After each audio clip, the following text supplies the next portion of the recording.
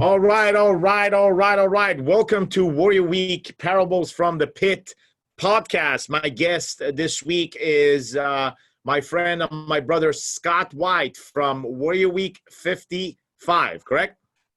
55. There we go, 55. Hey, Scott, welcome to the show, man. Thank you. We're going to have a conversation, and we're going to get straight to the point. Where was Scott prior to Warrior? What brought Scott to Warrior, and what was your initial inquiry, initial access to Warrior, and how did it grew up being all the way to coming into Warrior Week 55, my man? Okay. Well, actually, my first experience with Warrior was King's Kit 3. But prior to that, I actually was very close to joining an early Warrior Week, and I was trying to think about it earlier today, and it must have been like 2015. And I was responding to this stuff on Facebook.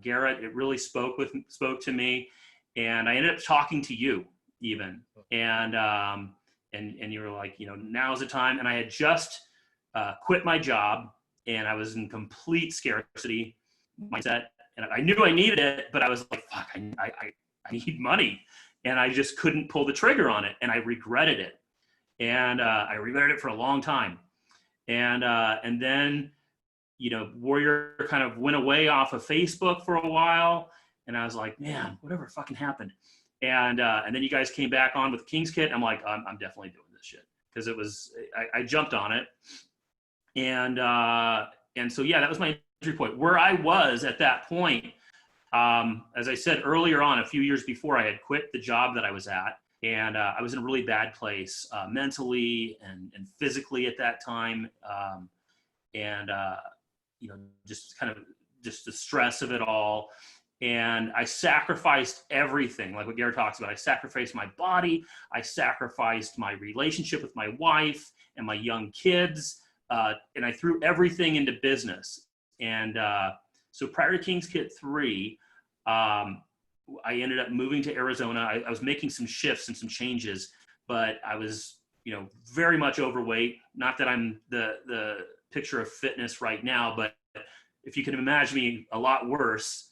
And I was hiding behind a beard and everything else. Not to say that you're hiding, Coach Sam, but but I looked terrible, and I felt terrible. And my wife was about to leave me, and we had this was kind of a common theme with us. We'd get to a place, and she got to the point where she couldn't stand it anymore, and we would fight. And it was like this point, we had two young kids. We had just moved, and I figured, there's no fucking way she's going to leave me. She's going to have to put up with me because we're out here and there's nobody else here. And no, she was going to leave me again. And I pretty much hit rock bottom prior to King's Kit 3. And, business was, I was making money, but everything else was just horrible. And so I started seeing the light, and I lost a lot of weight. I I got a personal trainer. I ate better. I went through Core 4. I was extremely dedicated to it. And that's how things really got rolling for me. Wow. A lot of men come into Warrior where they get in a place where domestically shit is going south. And they get to the storyline that, okay, like I need some help. I need some help. And to start searching on Google or on Facebook for some kind of help. Did you find yourself in that, like searching for help? And if so, what were your initial inquiries? What were you looking at that you ended up on Warrior? Well, I can't say that I was actually even up to the point where I was looking for help with my relationship with my wife, because I didn't think that there was any way to fix that. I thought it was impossible. Yeah. And really, just in watching the videos and then watching, and listening to what Garrett's message was, I felt he was speaking to me, and I saw a possibility. He created a possibility in my mind. and he shifted my mindset. And at that point, I realized there is more, and there is a way to get to more. But I was still afraid to make that leap. And just as I was with the Warrior Week that I could have gone to, that I didn't, and I had regretted it. He spoke to me then. It was the same message. Got a little bit more focused, I guess. But I figured this was my last hope. I couldn't see anything else that would be out there that would help me. And I said, so in order for me to fix that problem, I wasn't even really willing to address the problem, but I could see that I was connecting with, like, okay, all these problems that he's listing out, that's me. And I could have this, and that, these possibilities. And I didn't know how to get there. I created that bridge, and it was King's Kit 3. And I said, fuck it. I have nothing else to lose at this point. I'm about to lose everything with my family. And I just need to fucking go. So that was my path. The pain that we often create for ourselves is this disconnection from what we want. And it's easily said, but it takes years to truly feel it. And I know for myself, for years, I was operating in a place where, I got this, right? Okay, my wife nags, my wife does this, we get in fights and this and that. I got this. I'm not going to really go to my dad. I'm not going to really go to my friend and ask advice for my marriage. My marriage is private, right? It's my marriage, it's my relationship, it's my family. I would select very selectively who I would even expose the weaknesses of my marriage because of the fear of being judged in the future, as I've seen it over and over and over in other people, that they would share, and in the future there would be a judge. I judge myself. Shit that they shared, and I judged them, didn't want to be around them because of what they shared. So I was afraid of this projection. So as a result of it, everything resided inside of me. And I convinced myself that things are good. I became really good at convincing myself that that my marriage is good, because I was afraid to expose the issues of my marriage, because I had fear that others would take advantage of this information.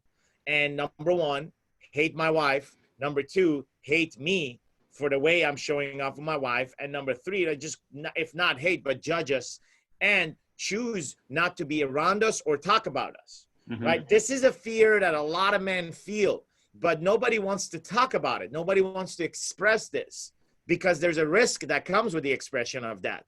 The surrounding that we create for ourselves in our lives, we put so much importance in these circles and the people that are kind of watching us, that we are very, very, very careful in what we share on that.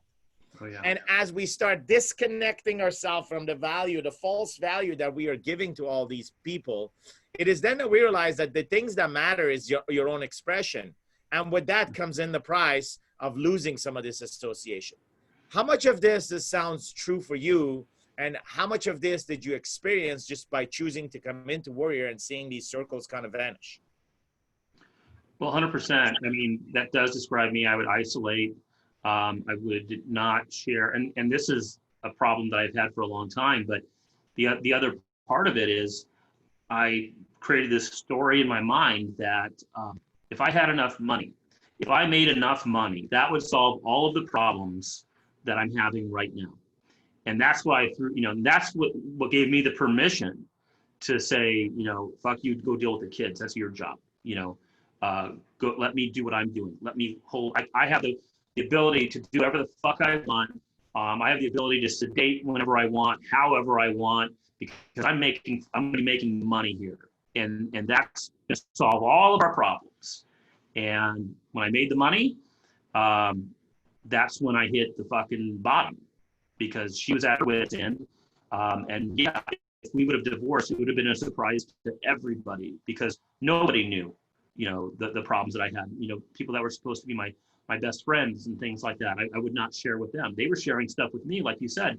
I had one of my friends tell me and confided in me how he was cheating on his wife, and I kept that secret for him. And and I would still not even really expose what I was going through.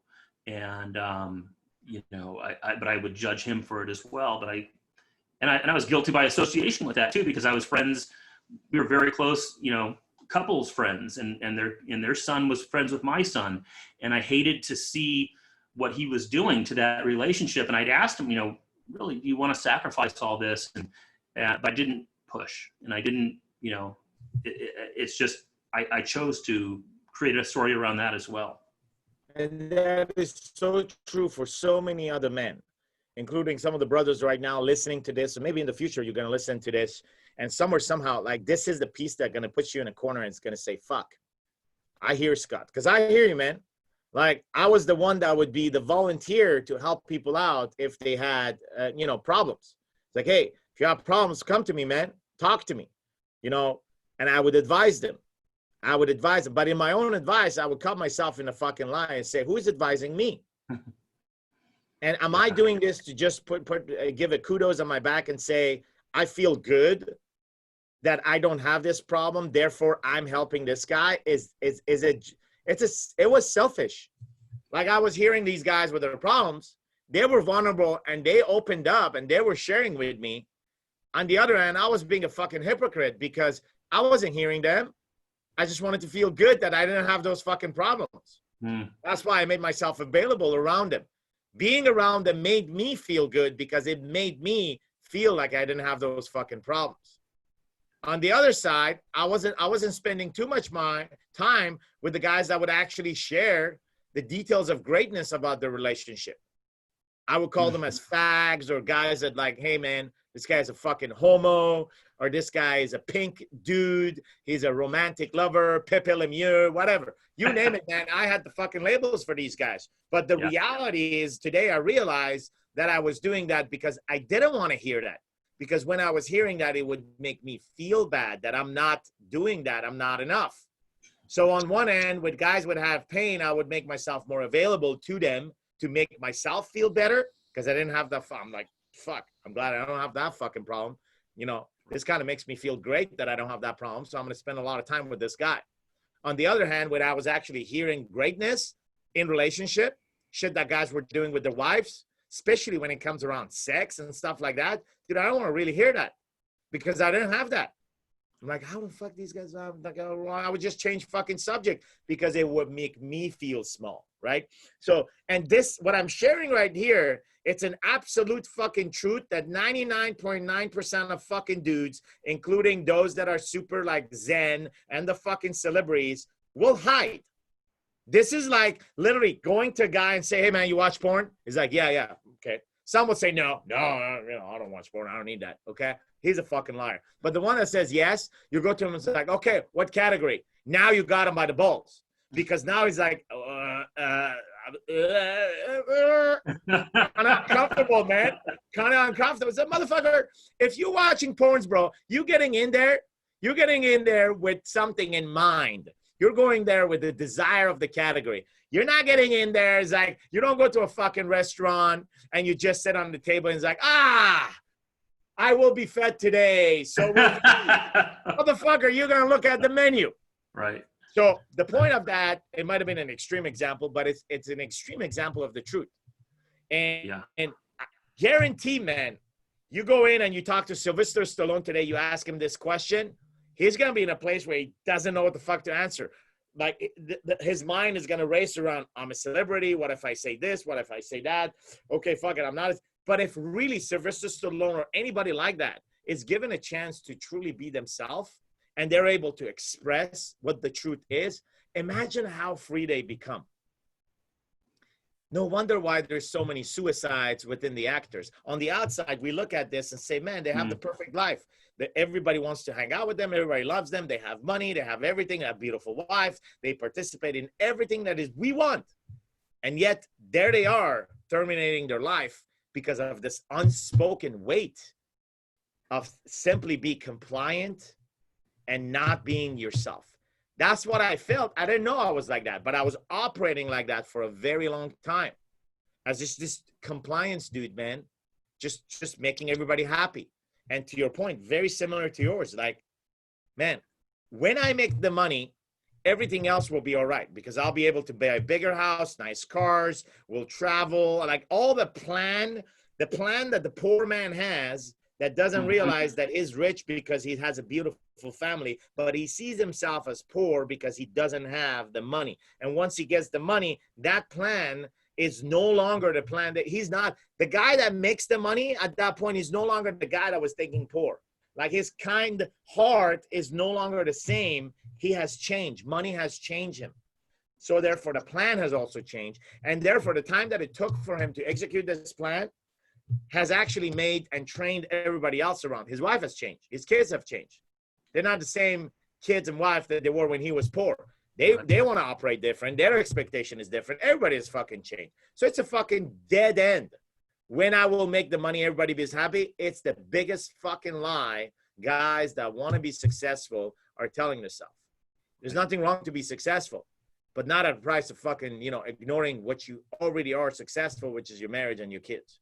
And that was the harsh reality for me when I came into Warrior Week. And I was so closed-minded on the idea that I'm good that it literally opened my eyes. So let's talk about, you come into King's Kid, you experience some virtual experiences, opens your heart, opens your mind.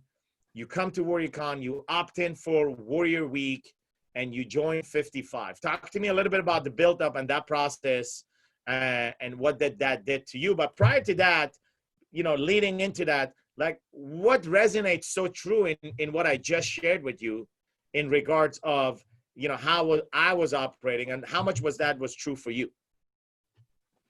Yeah, I mean, I can picture myself throughout that, all, these examples. And yeah, I mean, I definitely I was the listener for the problems, and I was the person that you could tell anything to. And, but I would not divulge. And I at that point, and I'm still, working through, this knowledge, but through Warrior, I've learned that there is a lot of strength through vulnerability. And this is a big lesson that I've had to learn on my own, but I've been more vulnerable with my wife, through these lessons that I've learned, and it's brought us a lot closer. And obviously it's when you're successful and you in changing these things about yourself and in listening and actually doing things and telling how you're feeling, it's a weight that gets lifted out of you that you don't even realize that you're holding it. It's like, when I was in the Army, we wear a Kevlar helmet all day and you get used to that weight. And then at the end of the day, you take that thing off and you're like, oh shit, I can move my head, or even just a small thing. Like when you get your hair cut after a while, especially after COVID, you get your hair cut, you're like, fuck, I can, what is it, a couple ounces, but you feel like completely different. And so when you have layers and layers and layers of shit that you've built up inside and walls, and you start to tear that down, which is what we did in Warrior Week. I mean, that is how you transform. I mean, to actually be vulnerable enough to go there and unlock that. But to back up into what you were asking as to lean into what my journey was, I saw success through King's Kit, and then I felt I can do a lot of this on my own. I don't maybe need to do as much core for. I started living in the lands of maybes again, which is something that I do, and so I kind of went off track, but I did go off track. And except with my body, I was still, continuing with the working out. There were still things that were very positive that was going on in my life, and I was a shit ton better than I was. And I didn't think I needed Warrior as much as I did. But I had tickets to WarriorCon 3, and I went and went through that whole process. And after that first day, that night, at the very end, you did a meditation, and I had gone through a transformation that one day. I opened myself up, a channel, and I really communicated with the voice. And I told myself, if I'm going to be here, I'm going to go all in. I'm going to, subscribe to the tenets. I'm going to trust the process, and I'm going to fucking tell the truth. I think Garrett, or you at the beginning had said, hey, this is not a networking event. This is not a place for you to make friends. This is a place for you to get in connection, with the voice. I took that very seriously. And I don't remember really talking to anybody too much after, outside of the event. I really kept it like it was a monk, like a vow of silence, but I was just really into myself and into this connection. So at the end of that day, the voice, connected with me, and it took me on a journey. And the journey was one to show what I had sacrificed and what I don't, with my wife. And it was really strange, and this is how I don't believe in coincidence and things like that. I went out to pull my car out at the end of the conference and the valet and put it into self-park. And as I was standing there in the valet section, I saw this woman who was my girlfriend for a short time when I was stationed in Monterey. And that short time was a time that I had broken up with who my wife is now. I had broken up with her, and she was this woman that I dated, and she, showed me why I loved my wife and why I went back to my wife. She was very, beautiful and everything else, but very surface, and was taking advantage of me in different ways. And, it was a bad thing. And I left this woman, and she was there, and I hadn't seen her in almost 25 years. And there she was, and unmistakable. And she looked great and everything else. And I couldn't believe that she was there, though. I mean, so I was really having all these feelings that I had not felt in years and years and years. Because I've been married to my wife since 97. So we've been married for a long time, and we had kids later in our marriage. And I had taken my relationship with her for granted. And so the voice was like, remember why you went back to her. Remember why you chose her. And I remember. It was awaken and remember, and it woke me up, and it made me remember that. So anyway, the next day I continued to go through the process, and during a lunch, I ate by myself at some outdoor restaurant near the conference center, and this girl came up and sat near me with her boyfriend at the bar, and immediately I felt this like connection with her, the same exact connection that I felt when I first met my wife. And not that I was attracted to this girl, but we were both attracted to each other as far as a connection, like a magnet would be attracted. It doesn't mean the magnet wants to have sex. It means you feel this attraction. And I felt this attraction, and she was talking to me, and like didn't even talk to the boyfriend. And I said, this is weird. And I left, and I remembered all these feelings that I had for my wife, and it awoken the initial love that I had for her, and this connection that I had with her that I had lost, or I had ignored, or had suppressed. So continue to go through WarriorCon 3, and through those, the voice had just made it very clear to me that this is something I have to do. So when the option came to sign up for Warrior Week, I had no doubt that this is something I needed to uncover. I needed to get back to my essential self. I needed to be able to connect into that, and to find a way to continuously do that. And it's been a process, and it was a process leading up to Warrior Week. And Warrior Week was the toughest and best thing I've ever done in my life. So, there is this, I'm not an expert, and I don't know much about, this presence of angels in our lives, and, that they guide us. I do know that I've associated certain angels in my life. I consider my son an angel, and I consider him a guide for, he's 11, and I consider him truly a guide for me. That's what I see it. I don't give a flying fuck about anything else. This is what I've literally framed myself with.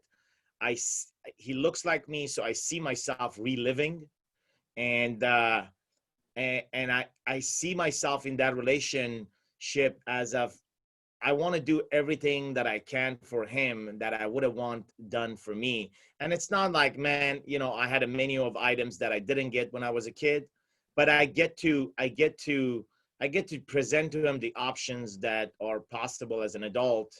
right now, and wanting him to choose towards those, right? And one of them is core 4, and the stack is about to come soon.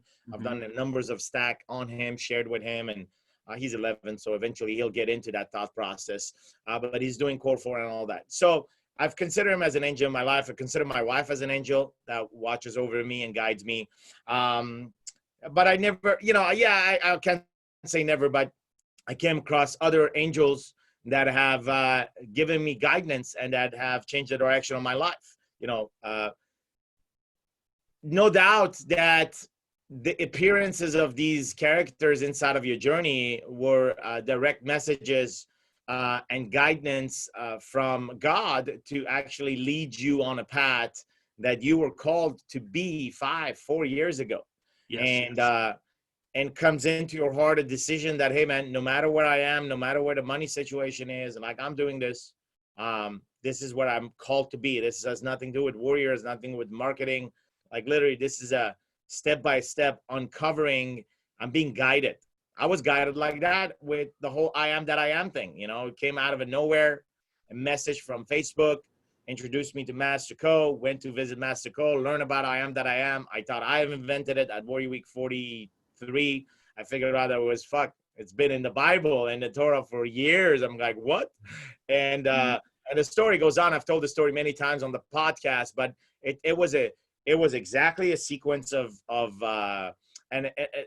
just characters showing up, and characters that didn't have any fucking meaning. Like this guy that by mistake forwarded this seminar to me in the Facebook Messenger, wanted to send it to another Sam, and it was a guy I didn't even fucking like. It was a real estate guy that was just kind of wanted the Tony Robbins fan and so on and so on. It's like, whatever, man, But everything for me started at a Tony Robbins event. I would have never come to Warrior if I wouldn't walk on the fire and I wouldn't give myself a chance to discover this aspects of self-assessment. And Tony Robbins, I was listening to his tapes when it's not like I followed his work and it's not like I executed his guidance, but I remember listening to Tony Robbins at 16. And I remember one of my friends that is still around here in California, in Montreal, that introduced me to those tapes. And I've taken notes. Till this day, I have my notes inside of a little book called Cahiers Canada in French. It's a Canada book. Those are the books that we have, 30, 40 pages, 10 books that we would use at school. Dude, I have my notes that I've taken while listening to tapes of Tony Robbins. Wow. Then my friend Amir, he comes back into the game. He was in Montreal, moves to Toronto, and we end up seeing each other ourselves in Los Angeles, and we end up being neighbors now, 10 miles away. Wow. He comes back into my life. Tony Robbins comes back to my life as me wanting to go to this event. That opens the channel to come into Warrior, and here I am sitting with you, right? So there are this series of angelic people and movement that are still in my life that have opened the gates for me and have shown me the guidance. And 4 months ago, at Tony Robbins' 60th anniversary, I believe, 60th or 59, I don't know, 60th anniversary here in Los Angeles, there was a big gathering for his birthday. I end up going and get invited, and everybody's there. Now, Tony Robbins' son came into Warrior Week. He's one of the graduates of Warrior Week. So, that relationship was in place. Russell Brunson is there. Garrett is there. Satem Magali is there. All these characters in my life are all there around Tony. And I'm sitting there in the audience with Tony, and Master Co comes in. Now, Master Co actually teaches for Tony.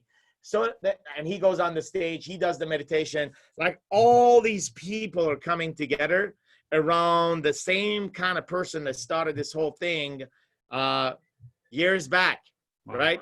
But they're all coming into this. And then guess what I see at that event? I see the guy that actually sent me that message. I literally see it, and I say, fuck, okay, I got to stop this guy. I got to tell this guy. Yeah. So I stop and I tell him, and he has this big smile on his face. He doesn't know who the fuck I am and where I came from. He met me 8 years ago in London. Man, everything is connected. Everything is connected. All these characters are in the same fucking room. Wow. So hearing this, and I never put it together this way, right? This is the first time I'm putting it all together as I hear you sharing, but there are all these angels that come into our lives to show us a path, and a path that is connected, right? Mhm. Same thing for you. The series of events that brings you first into Warrior Week 55. You go through the build up. Talk to me about the build up all the way, your experience of the build up all the way till the first night, the pit. So with the pre-training with Coach Yeah. Nick, Yeah. yeah. So I mean that was extremely important. The pre-training, which I didn't even know existed, obviously, prior to enrolling, and oh my God, that was very enlightening and tough. And you just had to be. I remember shopping with my family, and I had to stop, and I had to record an audio. I had to drop everything. I had to say, fuck it. I don't care who you are, where I'm at. In a grocery store, in a church, you just gotta here's what's going on with me right now. Here's my check-in, and I've got to lay it out. And it did a great job at just blowing shit up, because you never knew where that missile was coming in, and it came in hot, and you had to deal with it. And Coach Nick was very very good with that. So I know there's many evolutions that I failed and had to do over and over and over again, and but it was very enlightening. So it definitely prepared me, for a baseline before I actually got to Warrior Week. I had I knew that it was going to take a lot of work, and I'll say that, the first part of Warrior Week, the first few days, I mean, it was just, I was in dread as to what's going to happen now, what's going to happen next? How am I going to be exposed? Or, what painful thing am I going to have to do next? And it wasn't just, soul bearing pain, but it was physical pain. And it was the coldest Warrior Week ever.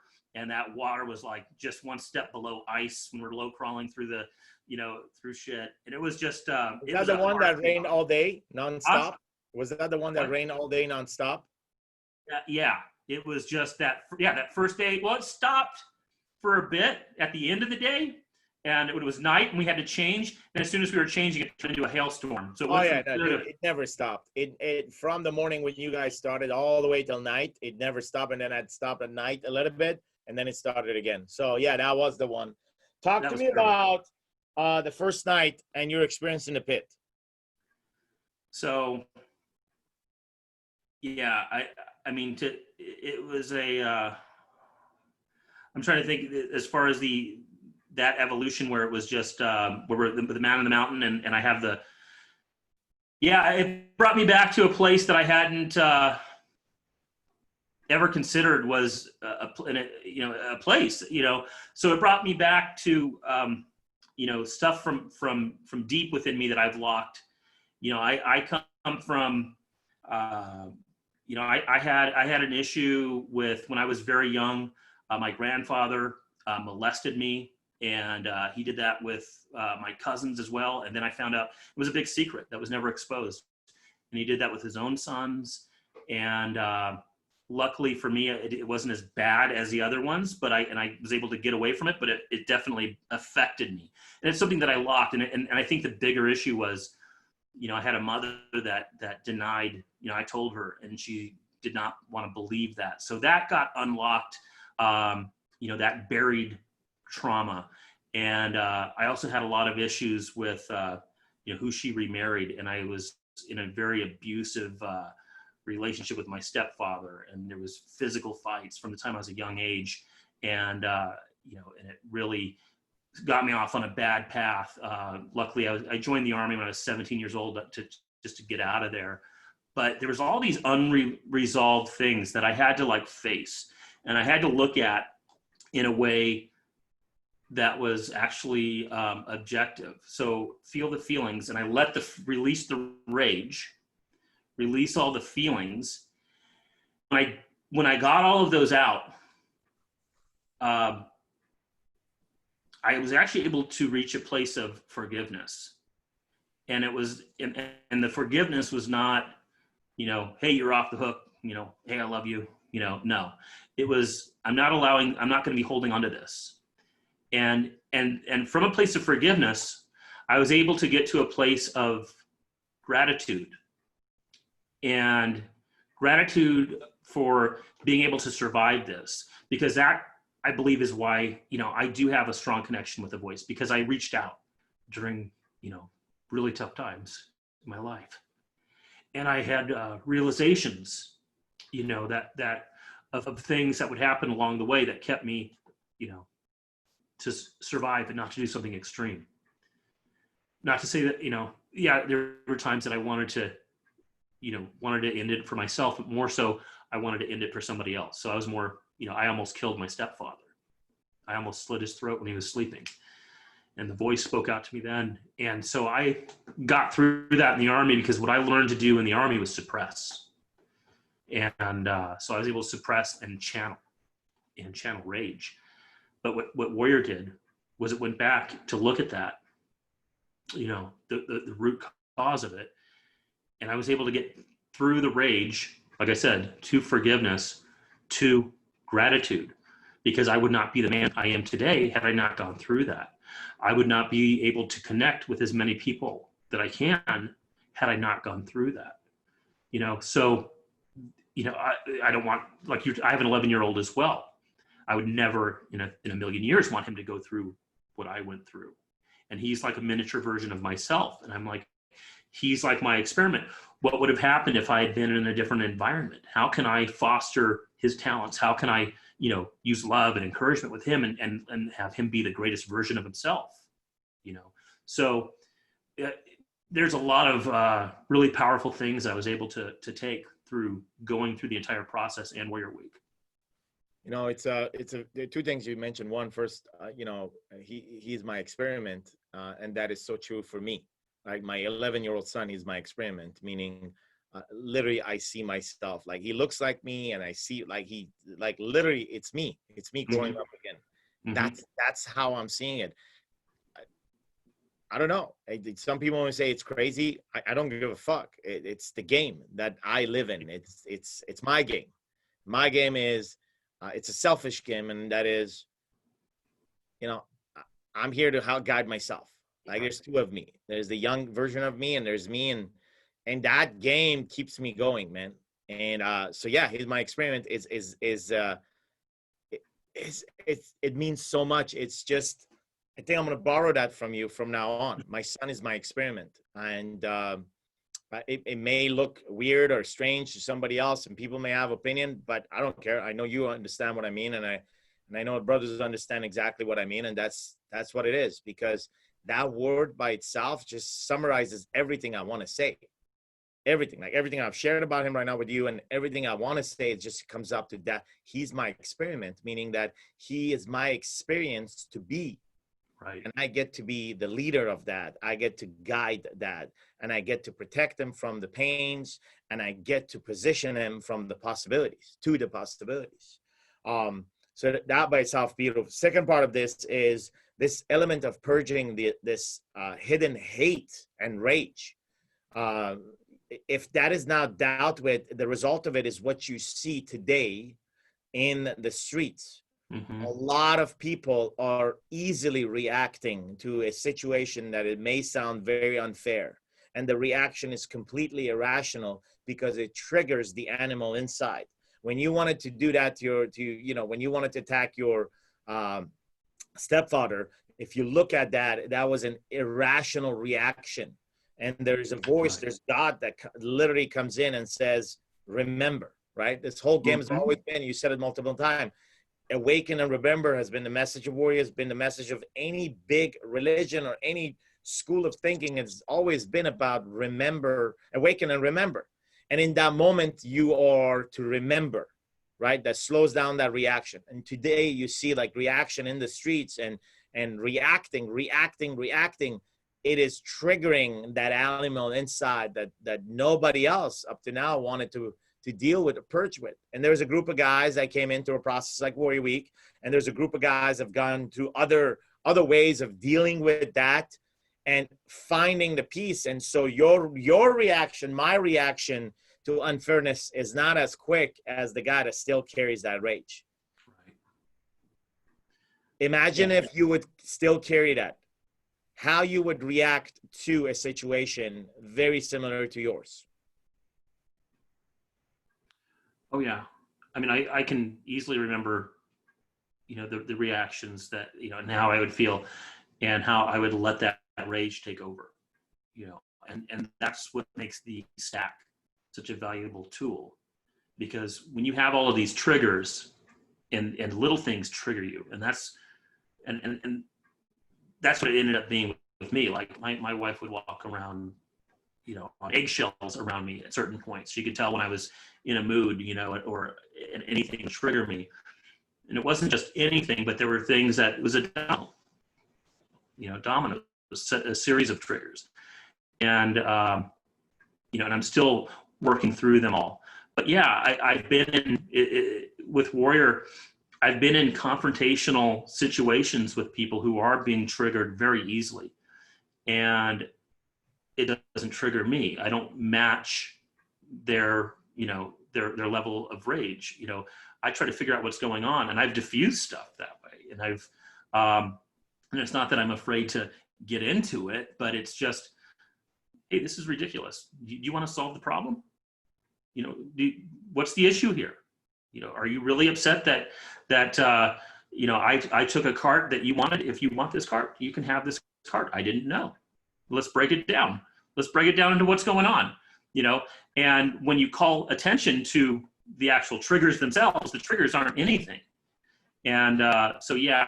And the other thing that I recognize, it's when I'm operating at that energy level, that high frequency, high vibration level, it allows me to see through just all kinds of bullshit and to be so much clearer.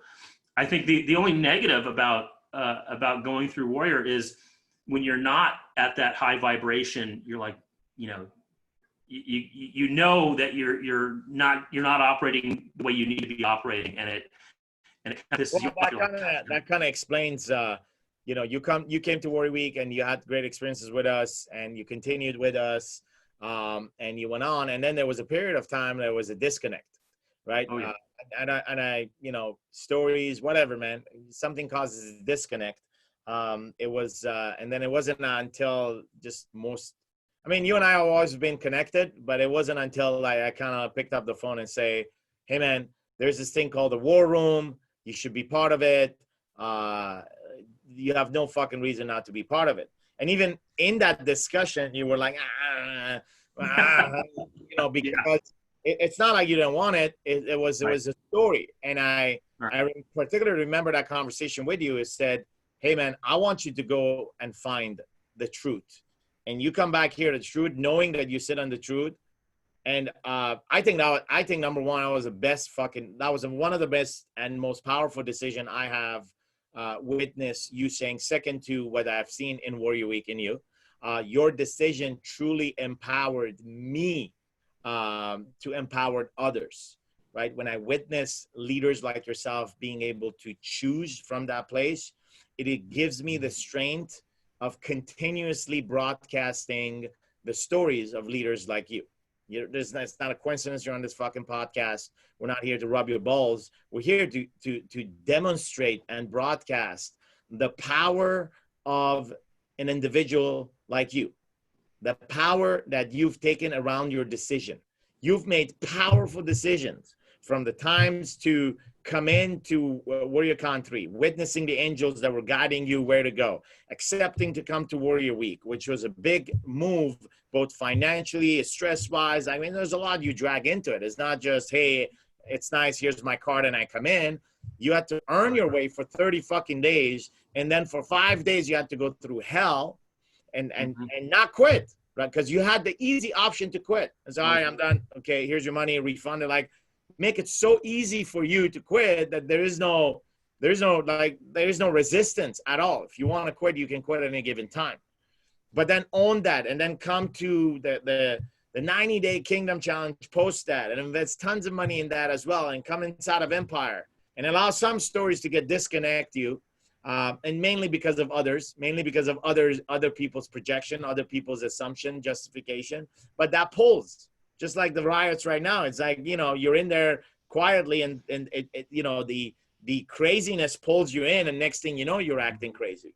And so inside of that, I want you to talk a little bit about that power of decision, man, and where you are today. I think that's, you know, where you are today is like, dude, like just to be around you inside of these war rooms with the other guys, and we got over 90 guys inside of this experience.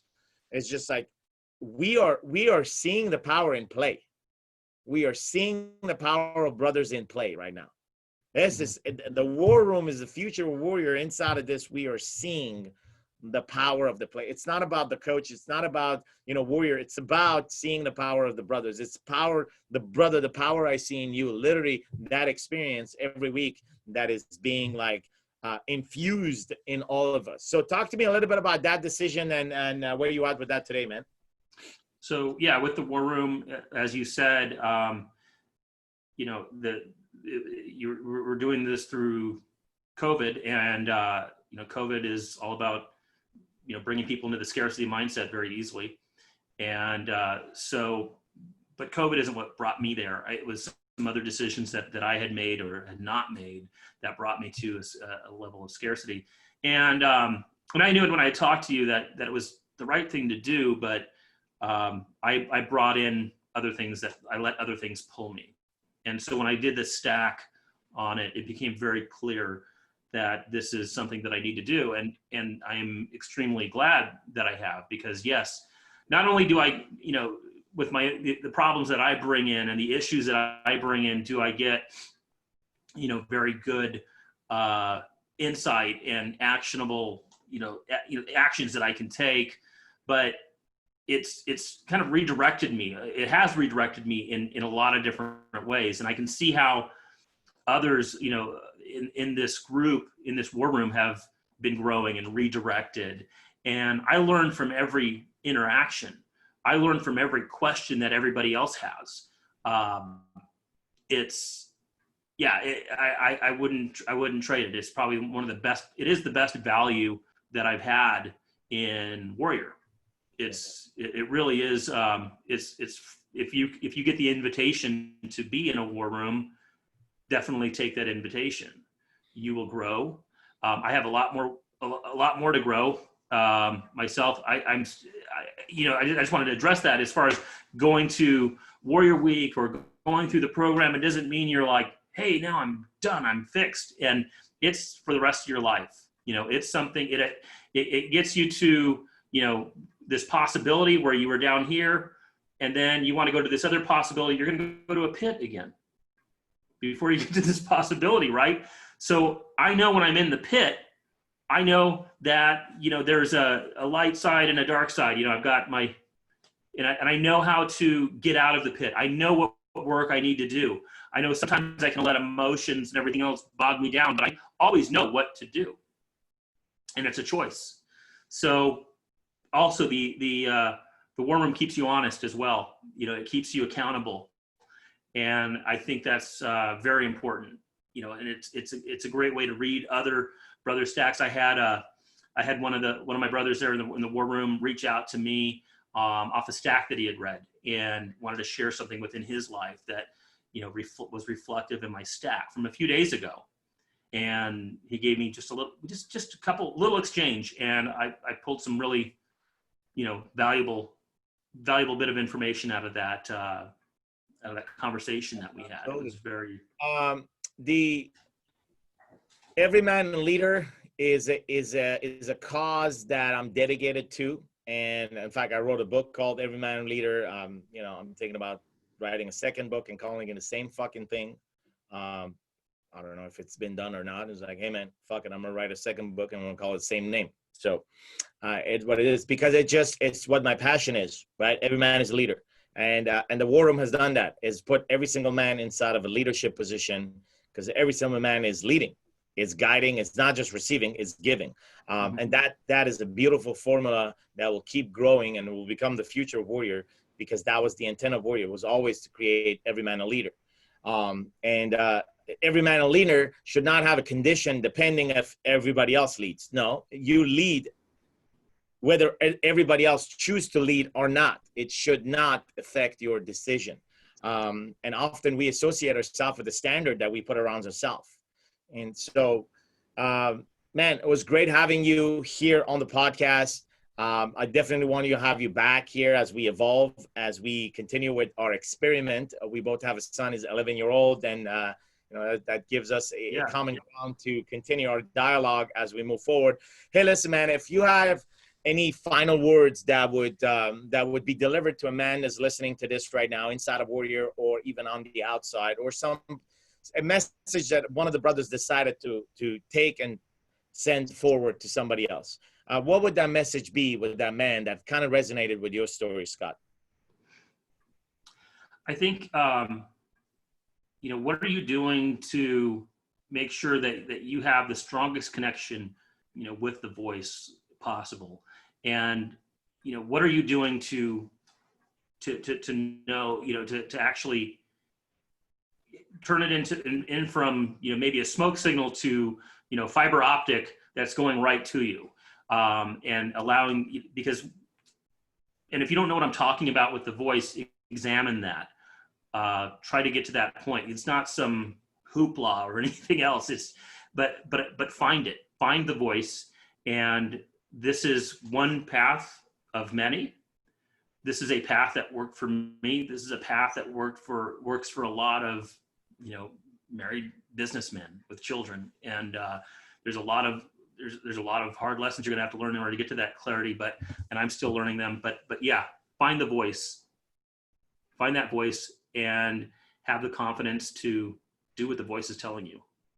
Beautiful message and powerful message. So, gentlemen, if the voice inside of you is telling you that you should forward this message to a person that you may know, a man that you may know, that is what we ask from you. Every podcast that you listen to, there's an ask from myself, from the guests, is that, hey, man, if this resonated with you, just do one thing. You don't need to share this on social media. Don't make this a generic share. Make it a very targeted and specific share. Like, copy paste the link and send it to a man that you know. Hey, man, I was listening to this, and something inside of my heart told me that you may resonate with Scott's story. You may resonate with some of the shit that was said inside of this. Everyman Leader, that kind of resonated, or whatever, right? Experiment. My son is my experiment. Maybe that my son is my experiment, that maybe resonated with you, and that maybe was something that you want to live, and just pass it to that person. Pay it forward. And that's the price of impact. That's the power of impact, the ability for you to send what you are told to be sent to someone else. And that's the presence of the voice. And if you feel it, and if you hear it, act upon it. And if you don't, give yourself permission to be quiet, and it'll come to you.